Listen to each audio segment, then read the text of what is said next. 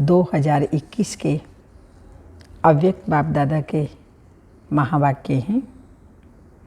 Revise हैं 19/11/89। आज की मुरली की हेडिंग है तन मन धन और जन का भाग्य। 4 प्रकार का भाग्य जो वर्तमान समय संगम युग पर बाप दादा ब्राह्मण बच्चों का बना रहे हैं। ये भाग्य कल्प में एक ही बार बनता है जो भविष्य सतयुग में हम प्रारब्ध पाते हैं। तो बाबा ने कहा प्रारब्ध में तन भी सुंदर, मन भी सुंदर, धन भी सुंदर और जन भी सुंदर मिलता है। तो सुनते हैं अव्यक्त बाप दादा के मधुर महावाक्य। आज सच्चे साहिब अपने साहिबजादे और साहिबजादियों को देख रहे हैं। बाप को कहते ही हैं सत्य, सत्यम, शिवम, सुंदरम। सच्चे दिल पर साहिब राजी कहा जाता है, सच तो विठो नच कहा जाता है। तो बाप को कहते ही सत्य हैं, इसलिए बाप दादा द्वारा स्थापना किए हुए युग का नाम भी सतयुग है। बाप की महिमा भी सत्य, बाप सत्य शिक्षक, सत्य गुरु कहते हैं। सत्य की महिमा सदा ही श्रेष्ठ रही है। सत्य बाप द्वारा आप सभी सत्यनारायण बनने की सच्ची कथा सुन रहे हो। ऐसा सच्चा साहिब अपने बच्चों को देख रहे हैं कि कितने बच्चों ने सच्चे साहिब को राजी किया है। सच्चे साहिब की सबसे बड़ी विशेषता वह दाता, विधाता, वरदाता है। राजी रहने वाले बच्चों की निशानी सदा दाता राजी हैं। इसलिए ऐसी आत्माएं सदा अपने को ज्ञान के खजाने, शक्तियों के खजाने, गुणों के खजाने, सब खजानों से भरपूर अनुभव करेंगी। जो बाप के खजाने वो हमारे खजाने और उन खजानों का सदा ही अनुभव करती रहेंगी। कभी भी अपने को खजाने से खाली नहीं समझेंगे। कोई भी गुण व शक्ति व ज्ञान के गुह्य राज से वंचित नहीं होंगी। गुणों की व शक्तियों की परसेंटेज हो सकती है, लेकिन कोई गुण व कोई शक्ति ऐसी आत्मा में हो ही नहीं, यह नहीं हो सकता। जैसे समय प्रमाण कई बच्चे कहते हैं कि मेरे में और शक्तियाँ तो हैं, लेकिन यह शक्ति व गुण नहीं हैं, तो नहीं शब्द निषेध होगा। ऐसे दाता के बच्चे सदा धनवान होंगे, अर्थात भरपूर व संपन्न होंगे। दूसरी महिमा है भाग्य विधाता। ये दाता की महिमा शिव बाबा ने सुनाई और दूसरी महिमा है भाग्य विधाता। तो भाग्य विधाता साहिब के राजी की निशानी। ऐसे मास्टर भाग्य विधाता बच्चों के मस्तक पर सदा भाग्य का सितारा चमकता रहता है, अर्थात उनकी मूरत और सूरत से सदा रूहानी चमक दिखाई देगी। मूरत से सदा राजी रहने के फीचर्स दिखाई देंगे। सूरत से सदा रूहानी सीरत अनुभव होगी। इसको कहते हैं चमकता हुआ भाग्य का सितारा। हर बात में तन मन धन जन चारों रूप से अपना भाग्य अनुभव करेंगे। ऐसे नहीं कि इनमें से कोई एक भाग्य के प्राप्ति की कमी महसूस करेंगे। मेरे भाग्य में 3 बातें तो ठीक हैं, बाकी एक बात की कमी है, ऐसे नहीं। तन का भाग्य, तन का हिसाब किताब, कभी प्राप्ति व पुरुषार्थ के मार्ग में विघ्न अनुभव नहीं होगा। कितनी सुंदर बाबा ने बात बताई। तन से हम अपना भाग्य बनाते हैं, तो कोई भी प्रकार से यज्ञ की सेवा जब मिलती है तो मेरा ये कर्म भोग या तन ठीक नहीं, ये कोई बहाना नहीं होता। तन कभी भी सेवा से वंचित नहीं होने देगा। कर्म भोग के समय भी ऐसे भाग्यवान किसी न किसी प्रकार से सेवा के निमित्त बनेंगे। कर्म भोग को चलाएगा नहीं, लेकिन कर्म भोग के वश चिल्लाएगा भी नहीं, ना चलाएगा, कर्म भोग है, कोई बीमारी है इसलिए सेवा नहीं कर सकता, ये भी नहीं, और चिल्लाएगा भी नहीं।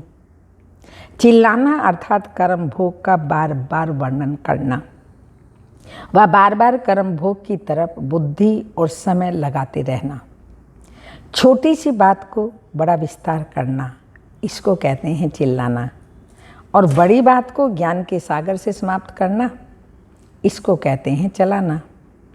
तो सदा ये बात याद रखो, योगी जीवन के लिए चाहे छोटा कर्म भोग हो चाहे बड़ा हो, लेकिन उसका वर्णन नहीं करो, कर्म भोग की कहानी का विस्तार नहीं करो, क्योंकि वर्णन करने के समय और शक्ति उसी तरफ होने के कारण हेल्थ कॉन्शियस हो जाते हैं।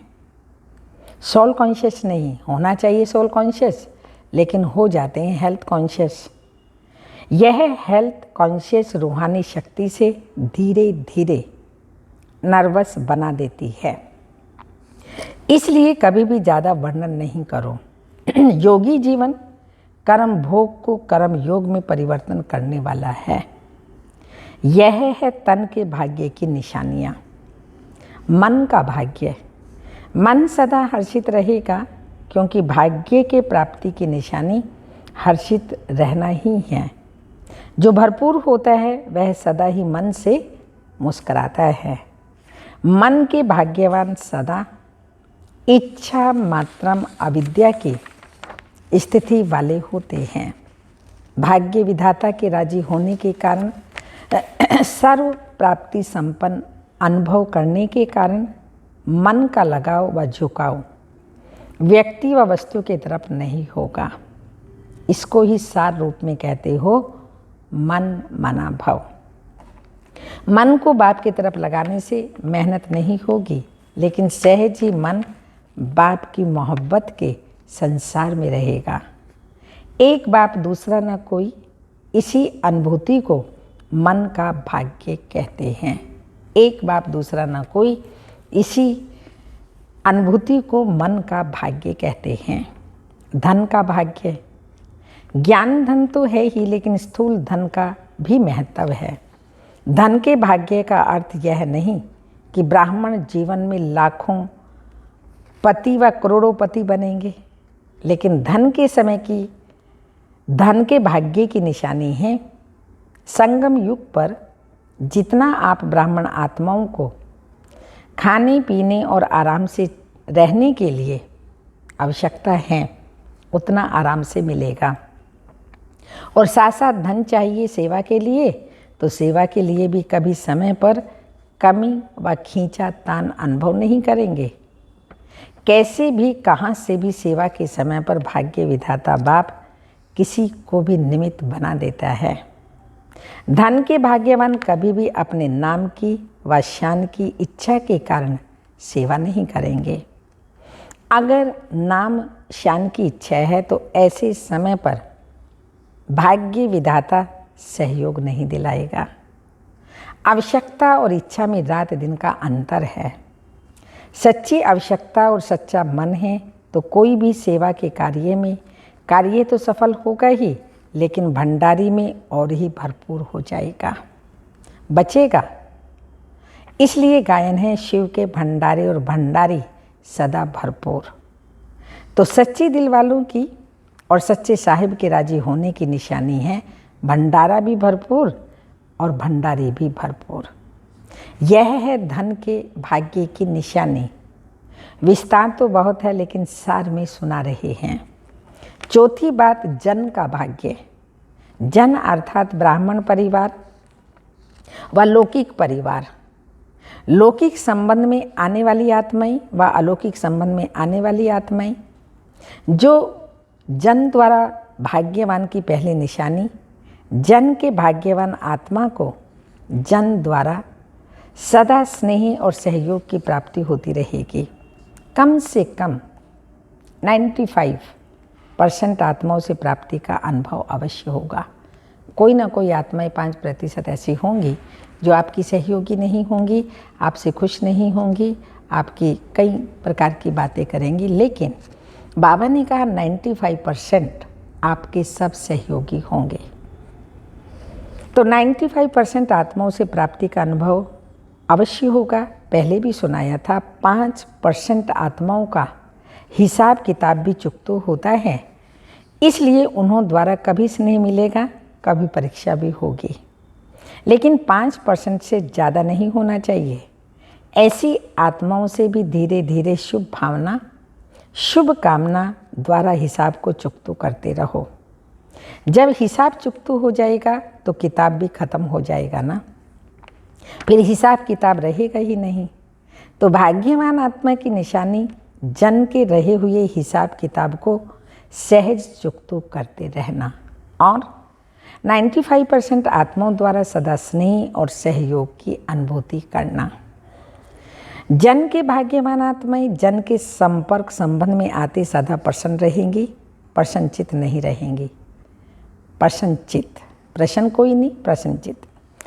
ये ऐसा क्यों करता है, वह क्यों कहता है, ये बात ऐसे नहीं, ऐसी होनी चाहिए। चित्त के अंदर ये प्रश्न उत्पन्न होने वाला प्रसन्नचित कहा जाता है और प्रसन्नचित कभी प्रसन्न रह नहीं सकता। उसके चित्त में सदा क्यों की क्यों लगी रहती है, इसलिए उस क्यों को समाप्त करने में ही समय चला जाता है। और यह क्यों फिर ऐसी होती है जो आप छोड़ना चाहो तो भी नहीं छोड़ सकते। समय देना ही पड़ेगा, क्योंकि इस क्यों का रचता आप हो। जब रचना रच ली तो पालना तो करनी पड़ेगी, पालना से बच नहीं सकते। चाहे कितने भी मजबूर हो जाओ, लेकिन समय एनर्जी देनी ही पड़ेगी। इसलिए इस व्यर्थ रचना को कंट्रोल करो, ये बर्थ कंट्रोल करो, समझा? हिम्मत है ना? जैसे लोग कह देते हैं ना कि यह तो ईश्वर की देन है, हमारी गलती थोड़ी है, ऐसे ही ब्राह्मण आत्माएं फिर कहती हैं ड्रामा की नोंद है। लेकिन ड्रामा के मास्टर, क्रिएटर, मास्टर नॉलेजफुल बन हर कर्म को श्रेष्ठ बनाते चलो। अच्छा, टीचर्स ने सुना सच्चा साहिब मेरे ऊपर कितना राजी है, इसका राज तो सुना ना। राज सुनने से सभी टीचर्स राजयुक्त बने व दिल में आता है कि इस भाग्य की मेरे में कमी है। कभी धन की खींचातान में, कभी जन की खींचातान में, ऐसी जीवन का अनुभव तो नहीं करते हो ना। सुनाया था ना एक ही स्लोगन विशेष निमित्त टीचर्स प्रति, लेकिन है सभी के प्रति। हर बात में बाप की श्रीमत प्रमाण जी हजूर करते रहो। बच्चों का जी हजूर करना और बाप का बच्चों के आगे हाजिर हजूर होना। जब हाजिर हजूर हो गया तो किसी भी बात की कमी नहीं रहेगी, सदा संपन्न हो जाएंगे। दाता और भाग्य विधाता दोनों की प्राप्तियों के भाग्य का सितारा मस्तक पर चमकने लगेगा। टीचर्स को तो ड्रामा अनुसार बहुत भाग्य मिला हुआ है। सारा दिन सिवाय बाप और सेवा के और कोई काम है क्या? धंधा ही यह है। प्रवृत्ति वालों को तो कितना निभाना पड़ता है। आप लोगों को तो एक ही काम है, नई बातों से स्वतंत्र पंछी हो। समझते हो अपने भाग्य को? टीचर्स बहने समझते हो अपने भाग्य को? कोई सोने का पिंजरा, हीरो का पिंजरा तो नहीं बना देते? पूछें अपने आप से। बनाते भी खुद हैं, फंसते भी खुद हैं। बाप ने तो स्वतंत्र पंछी बनाया, उड़ता पंछी बनाया। बहुत बहुत लक्की हो, समझा? हर एक को भाग्य की विशेषता अवश्य मिली हुई है। प्रवृत्ति मार्ग वालों की विशेषता अपनी, टीचर्स की विशेषता अपनी, गीता पाठशाला वालों की विशेषता अपनी। भिन्न भिन्न विशेषताओं से सभी विशेष आत्माएं हो, लेकिन सेवा केंद्र पर रहने वाली निमित्त टीचर्स को बहुत अच्छा चांस है। अच्छा, पंजाब, हरियाणा, हिमाचल सभी अपने को महावीर व महावीरनियाँ समझते हो। महावीर तो हो, लेकिन सदा महावीर हो या कभी महावीर, कभी थोड़ा कमज़ोर हो जाते हो? सदा के महावीर अर्थात सदा लाइट हाउस और माइट हाउस, ज्ञान है लाइट, योग है माइट। तो महावीर अर्थात ज्ञानी तो आत्मा भी और योगी तो आत्मा भी हैं। ज्ञान और योग दोनों शक्तियाँ लाइट और माइट संपन्न हो, इसको कहते हैं महावीर। कभी भी परिस्थिति में ज्ञान अर्थात लाइट की कमी नहीं हो और माइट अर्थात योग की कमी भी नहीं हो। किसी भी परिस्थिति में ज्ञान अर्थात लाइट की कमी ना हो। अगर एक की भी कमी है तो परिस्थिति में सेकंड में पास नहीं हो सकेंगे। टाइम लग जाएगा, पास तो हो जाएंगे, लेकिन समय पर पास नहीं होते तो वह पास हुए क्या। जैसे स्थूल पढ़ाई में भी अगर एक सब्जेक्ट में फेल हो जाते हैं तो फिर से 1 वर्ष पढ़ना पड़ता है, साल के बाद फिर पास होते हैं तो समय गया ना। ऐसे जो ज्ञानी और योगी तो आत्मा लाइट और माइट दोनों स्वरूप नहीं है, तो उसको भी परिस्थिति के पास होने में समय लग जाता है। अगर समय पर पास न होने के संस्कार पड़ जाते हैं तो फाइनल में भी वह संस्कार फुल पास होने नहीं देते। तो पास होने वाले हैं लेकिन समय पर पास होने वाले नहीं। जो सदा समय पर फुल पास होता है उसको कहते हैं pass with honour. Pass with honour अर्थात धर्मराज भी उनको ऑनर देगा। धर्मराजपुरी में भी सजाएं नहीं होंगी, ऑनर होगा, गायन होगा कि यह पास विथ ऑनर है। तो पास विथ ऑनर होने के लिए विशेष अपने कोई भी बात में, कोई भी संस्कार में, स्वभाव में, गुणों में, शक्ति में कमी नहीं रखना। सब बातों में कंप्लीट बनना अर्थात पास विथ ऑनर बनना। तो सभी ऐसे बने हो या बन रहे हो। किसी ने कहा बन रहे हैं, इसलिए ही विनाश रुका हुआ है। बन जाएंगे तो विनाश भी शुरू हो जाएगा। आपने रोका है, विनाश भी हमने रोका हुआ है। विश्व के विनाश अर्थात परिवर्तन के पहले ब्राह्मणों की कमियों का विनाश चाहिए। अगर ब्राह्मणों की कमियों का विनाश नहीं हुआ तो विश्व का विनाश अर्थात परिवर्तन कैसे होगा। तो परिवर्तन के आधार मूर्त आप ब्राह्मण हैं। पंजाब, हरियाणा, हिमाचल वालों को तो पहले ही तैयार होना चाहिए। आप अंत लाने वाले तैयार नहीं हो, इसलिए आतंकवादी तैयार हो गए। तो सभी पहला नंबर लेने वाले हो या जो भी मिले उसमें राजी बनेंगे, रहेंगे। अनेकों से तो अच्छे ही हैं, ऐसा तो नहीं सोचते हो। अच्छे तो हो, लेकिन अच्छे से अच्छा बनना है। कोटों में कोई बन गए, ये बड़ी बात नहीं, लेकिन कोई में भी कोई बनना है, इसलिए सदा एवर रेडी। अंत में रेडी नहीं, एवर रेडी माना सदा रेडी रहने वाले। अगर कहेंगे बन रहे हैं तो पुरुषार्थ तीव्र नहीं होगा। बाप की नज़र पहले पंजाब पर पड़ी है ना, तो जब आपकी नज़र वाले बाप की नज़र पहले पड़ी तो आना भी पहले नंबर में ही है ना। फाउंडेशन वाले हो तो फाउंडेशन सदैव पक्का रहता है। अगर कच्चा हुआ तो सारी बिल्डिंग कच्ची हो जाती है। तो सदा इसी वरदान को याद रखना कि हर परिस्थिति में पास विद ऑनर बनने वाले हैं। इनकी विधि है एवर रेडी बनना। हर परिस्थिति में पास विद ऑनर बनने के लिए एवर रेडी बनना है। अच्छा, सबसे बड़ा जोन तो मधुबन ही है। सब ब्रह्मा कुमार और ब्रह्मा कुमारियों का असली घर मधुबन ही है ना। आत्माओं का घर परम धाम है, लेकिन ब्राह्मणों का घर मधुबन है। तो अमृतसर या लुधियाना के नहीं हो, पंजाब या हरियाणा के नहीं हो, लेकिन आपकी परमानेंट एड्रेस मधुबन है। बाकी सब सेवा स्थान हैं।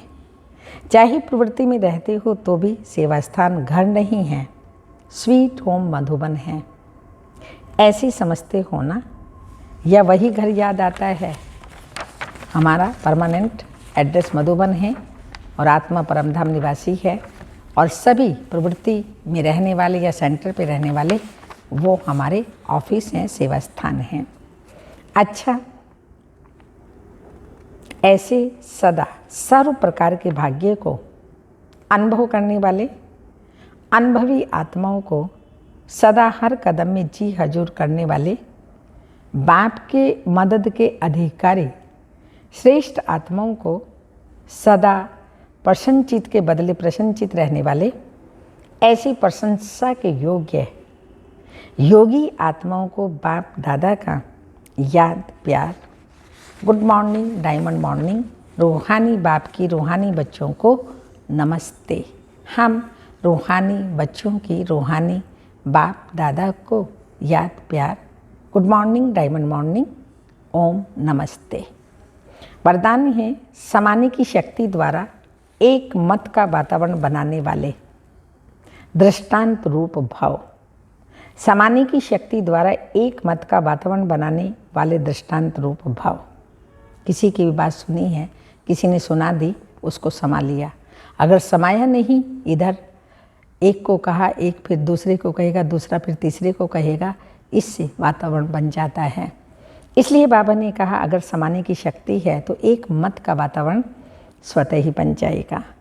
जो एक जैसे मणके हैं, एक की लगन और एक रस स्थिति में स्थित एक की मत पर चलने वाले, आपस में संकल्पों में भी एक मत वही माला में पिरोए जाते हैं। लेकिन एक मत का वातावरण तब बनेगा जब समाने की शक्ति होगी। एक मत का वातावरण तब बनेगा जब समाने की शक्ति होगी।